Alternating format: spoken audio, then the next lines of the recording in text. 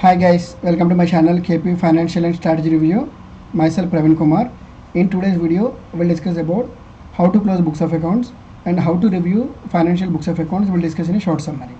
Before proceeding further, first of all, we need to understand the crux and the essence of the subject, why it is required, and who has to do this, and why they will do, what are the goals and objectives behind this process, and at what frequent intervals this is required, whether this is required monthly, quarterly, half-yearly, or annually, or whether it is required for the purpose of regulatory compliances, or this is required for the purpose of management reporting, or for the purpose of business decisions required by the management voluntarily. We need to understand all this process. And if you see the entire functions of roles and responsibilities of the finance department, including FPA department, we can segregate in a broader level into 5 stages. Stage 1 will be closing of books of account, that we will discuss today, and stage 2 will be preparation and generation of financial statements. Those financial statements will be 5 parts: P&L, balance sheet, cash flows, statement of comprehensive income, and statement of changes in the shareholders' equity. And stage 3 will be preparation of submission of MIS reports, that is management reporting. That MIS report includes both financial and as well as non-financial information, and that includes both qualitative and as well as quantitative information. That includes with KPIs and as well as dashboards and as well as visualization reports. And those visualization reports and dashboards can be prepared in different ways. One is using Excel charts, advanced Excels, or includes Power Pivot also wherever required for the purpose of interactive reports. And furthermore, we can use Power BI and Tableau also wherever it is required for the different company uses different tools. And prima facie they will use Power BI, Tableau, and Power Pivots for the purpose of interactive reports and as well as for the purpose of presenting these dashboards with visualizations. And thereafter they will be presenting these financial statements and as well as MIS reporting with complete pack to senior management and as well as board. And based on those reports, the board and senior management, they will review the financial performance and as well as they will review the non-financial performance, the business information. Based on this information, they will take any decisions. Those decisions can be segregated into 3 parts: prima facie strategic decisions, which are at high-end level decisions, that includes any decision that is aligning to the related to the vision, mission, goals, and objectives of an entity in terms of ethics, values, corporate governance. So generally these are related to the strategic level decisions, high-end decisions, and they're generally taken by the board and the shareholders or top level management. And second will be managerial decisions. This will be taken at a managerial level, senior manager level, and as well as top managerial level, and at management department level. And stage 3 will be operational decisions, and these operational decisions are generally at a user level or ground level operations. Generally the focus will be on effectiveness and efficiency in the day-to-day executive of operations. So prima facie, in order to take the decisions, whether operational decisions, strategic decisions, either operational decisions or managerial decisions or strategic decisions, they require information. That information should be both financial and as well as non-financial. That can be possible only with accurate and complete MIS reporting. And that MIS reporting is based on your financial statements, and those financial statements is based upon here closing of books of accounts. So that's why closing of books of accounts is prima facie most important, and this is the stage 1 in the entire process. So in order to close books of accounts, either especially the roles and responsibilities of accounts manager or finance manager or finance controller, they will be ensuring the books of accounts while closing. They will focusing on 2 key points. One is completeness and other is accuracy.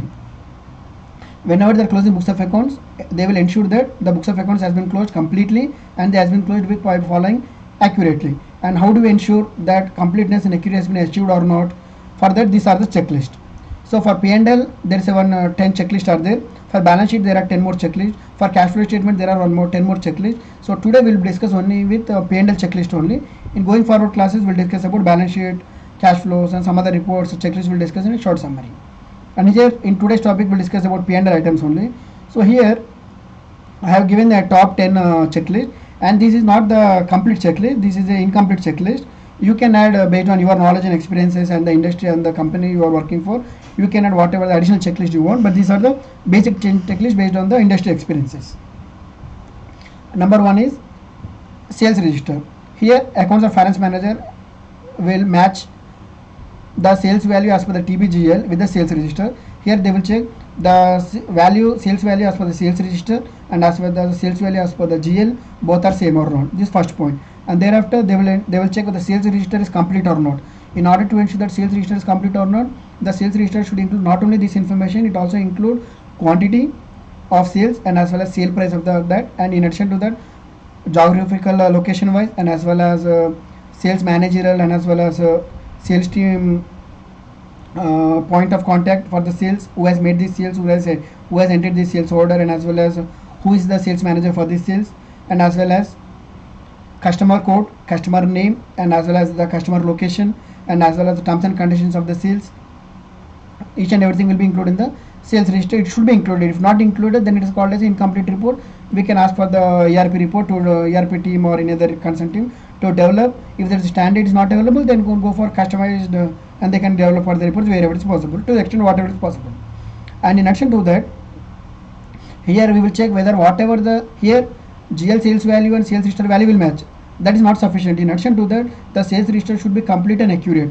When we can say complete, all this information whatever we discussed right now, all that information should be included. In addition to that, in order to ensure that the sales is correct and accurate and complete, we need to track the sales invoices with dispatch notes, delivery orders, and as well as sales orders. Means, see, wherever there is a sales orders are there, whether all that sales orders has been converted into dispatch delivery orders or not, and whatever the dispatch note delivery order has been resulted into sales invoices or not, we need to check. So it is a three-way matching.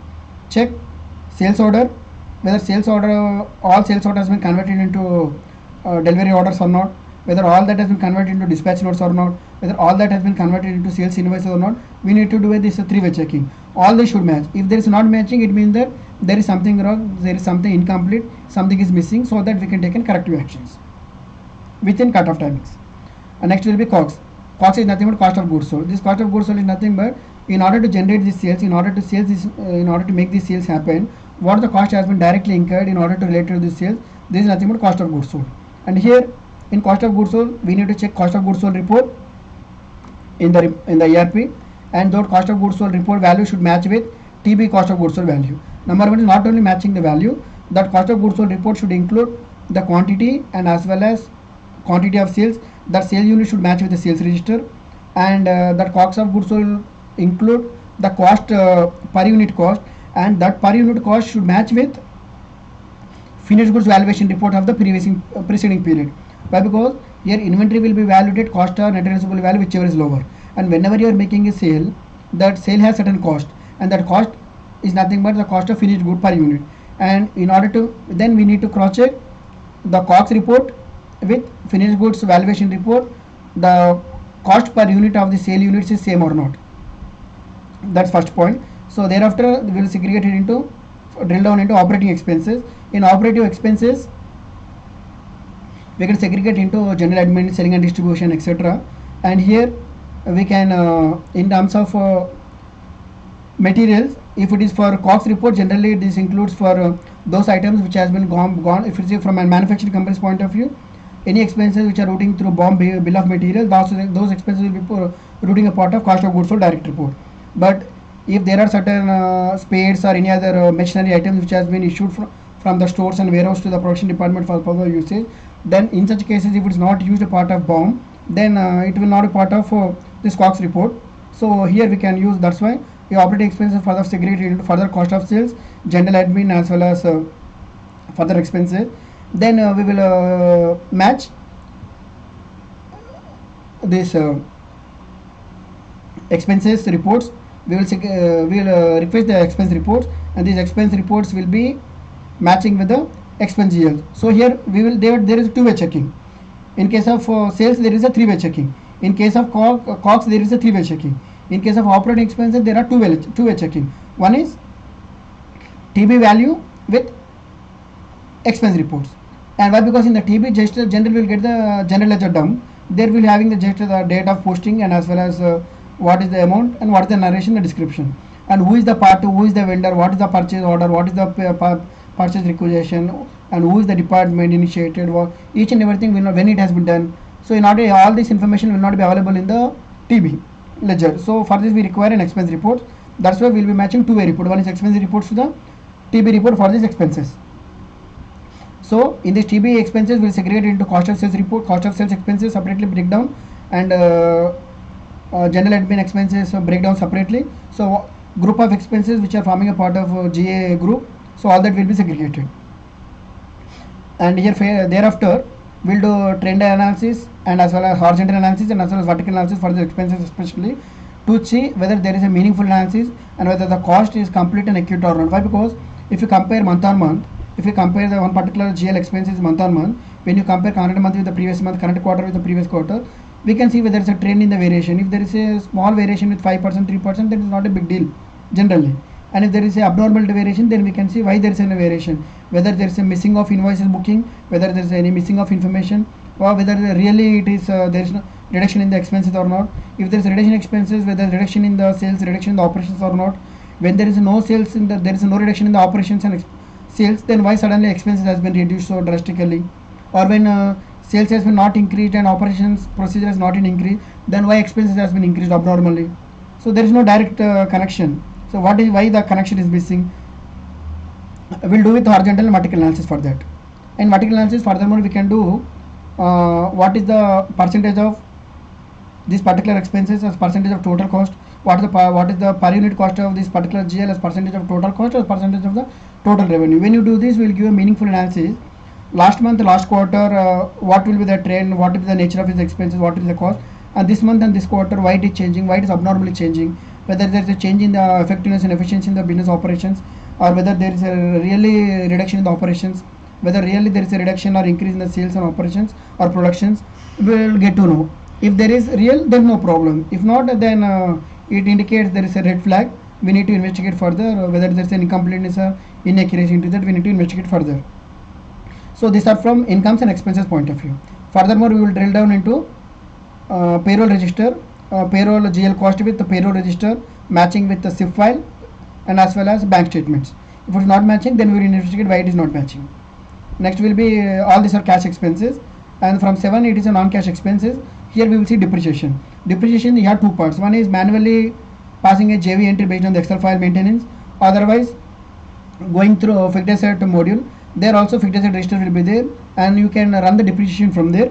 And if you run the depreciation from there, then we can cross check manually also on a random basis whether depreciation calculation in the system ERP is correct or not. Why? Because see, whatever is generated in the system ERP doesn't mean that that has to be complete and accurate, that is final. System can make a problem, system can make an error, and the reports can have a bug in the report. So we need to manually check for random numbers and random items. If we found there is a mismatch, if there is something lagging, then we need to investigate further if there is any bug in the IT report or not. So we can see here furthermore in this depreciation we will classify into category of class of block of asset wise. And step 8, we'll see all vendor invoices whether related to the inventory or non-inventory, with PO or without PO, everything has been recorded, whether everything has been recognized in the books of accounts or not. If not, then we will investigate into why it is not recorded, why it is not booked, and why it is pending, whether it is pending for approvals or pending for any verifications or not. We need to check. If there is any pending for approval, pending for verification, then we can go for accruals. We can keep an accrual provision for that to that extent in order to ensure there is a complete and accurate. Otherwise, that will call as incomplete. Next, prepaid and amortization schedule. This prepaid amortization schedule generally will not be a part of ERP report. Generally, this will be maintained in the outside of ERP. Generally, in the manual Excel sheets only. Generally, we will maintain. And this every month ending, preparing and updating this prepaid amortization schedules and passing the respective JV entries in the books of accounts in order to ensure complete and accurate. And last but not least, interest and finance cost.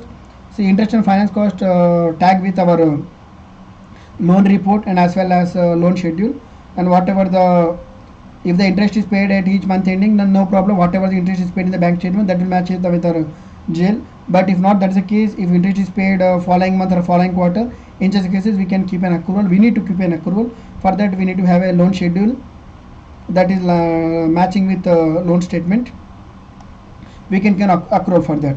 And finally, if there is any sales tax and corporate taxes, income taxes, then in such cases keep a provision for state income tax and as well as federal income taxes, and maintain a schedule, and the schedule should match with the provision whatever is kept in the books of account for the purpose of closing.